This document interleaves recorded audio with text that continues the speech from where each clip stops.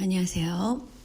제가 이제 몸의 상태가 완전히 나아지진 않았지만 약간의 기침이 중간에 나오지 않는 범위 내에서 녹음을 하려고 합니다. 현재 이제 너무 혼선을 빚는 면이 있어서 제 생각을, 이건 순수하게 제 생각입니다. 전해 보고자 하는데요.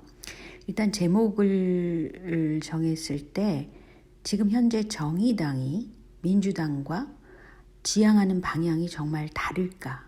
이런 문제를 생각해 볼 필요가 있죠. 물론 정의당을 지지하는 그 사람 중엔, 지지자 중에는 여성 지지자가 굉장히 많은 편이라고 그러고요. 민주당은 노조가 들어가 있기 때문에 또 정의당 지지층과 이렇게 겹치는 면이 있습니다. 근데 사실 지금까지 지녀온 바로는 그 유시민이 세운 정의당이라고 볼 수 있잖아요. 그런데 유시민은 조국의 방향을 굉장히 지지를 했었잖아요. 그 도대체 민주당하고 정의당의 그 굉장히 다른 차이점은 지지층이 오히려 겹치는 부분이 있다는 면이 같고요. 다르다는 거는 뭐 여성층이 정의당을 지지를 하는 면이 많다. 뭐 이 정도라고 생각합니다. 그렇다면 이렇게 후보가 이제 지역구 선거에서 그러니까 정의당 후보랑 민주당 후보가 나왔을 때 어떤 지지층의 그 표를 나눠 먹는 그런 분산시키는 그런 혼선을 주고 있다고 볼 수 있어요. 그래서 이것은 결론적으로 말해서 공학적으로 보더라도 굉장히 바보 같은 짓이죠.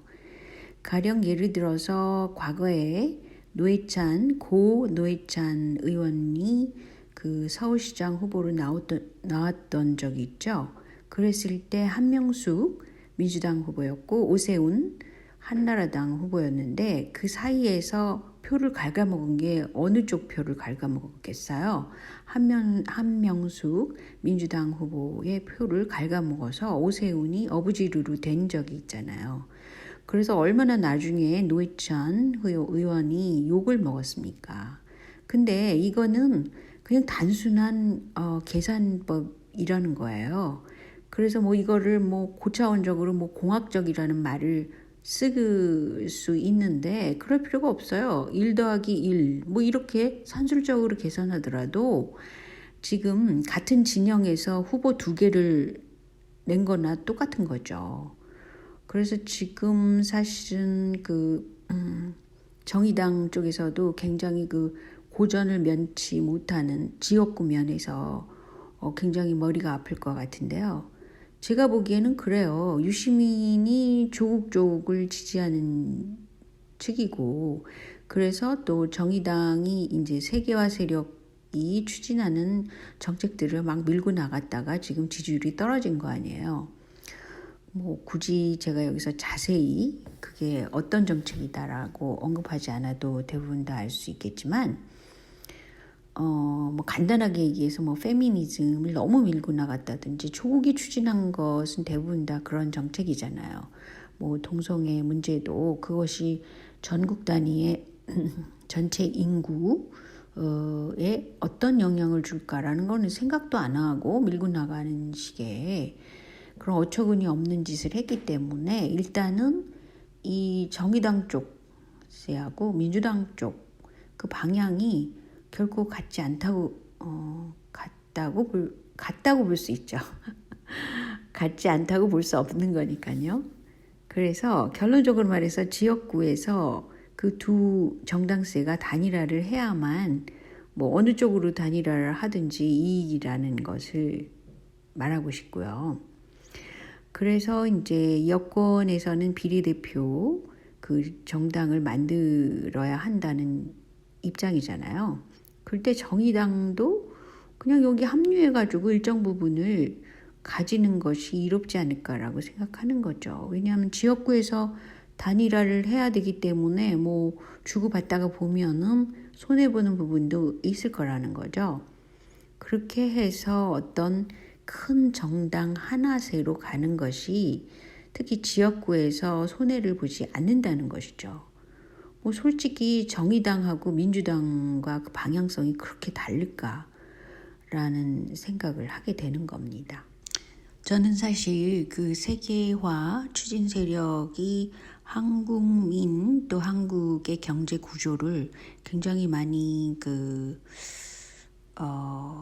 좋은 쪽이 아니게 그런 쪽으로 가도록 하고 있다라고 생각하는 사람이기 때문에 사실은 정의당이나 민주당이 추진하는 정책들에 대해서는 조금 의구심을 많이 갖고 있어요. 요새 들어서. 그리고 그 각종 게이트 문제도 있고 해서 진짜 한국에서 현실적으로 좋은 정책을 내는 그런 정치세가 보수세에 있다면 차라리 보수세를 지지할 수도 있겠더라고요. 요새는. 근데 한국의 보수세라는 것은 실질적으로 보자면 그 자국민 중심으로 생각을 하지 않기 때문에 더 큰 문제를 갖고 있죠. 그러니까 민주당이나 정의당이 오히려 그 한국의 보수세보다 나은 점을 갖고 있어요. 특히 경제적으로 일본이 굉장히 위험한 그런 상태에 있었을 때는 과거에 한국 전쟁에서 이로운 점을 많이 얻었잖아요. 일본이 물자를 제공하면서 경제 부흥을 이룬 바가 있기 때문에 또다시 그런 쪽으로 나타나면 안 되기 때문에 그것에 대한 어떤 두려움이 있어서 그래서 대북관이 그래도 평화 쪽으로 가는 그런 세를 제가 지지하고 있는 것뿐이지 실질적으로 보자면 세계화 추진 세력을 따라서 하는 것은 내실을 기하지 않기 때문에 굉장히 또 큰 문제를 안고 있다고 생각하고 있습니다. 그래서 다음 동영상에는 보수세가 안고 있는 문제에 대해서 좀 얘기를 할까 그럽니다. 자, 여기까지만요. 안녕히 계세요.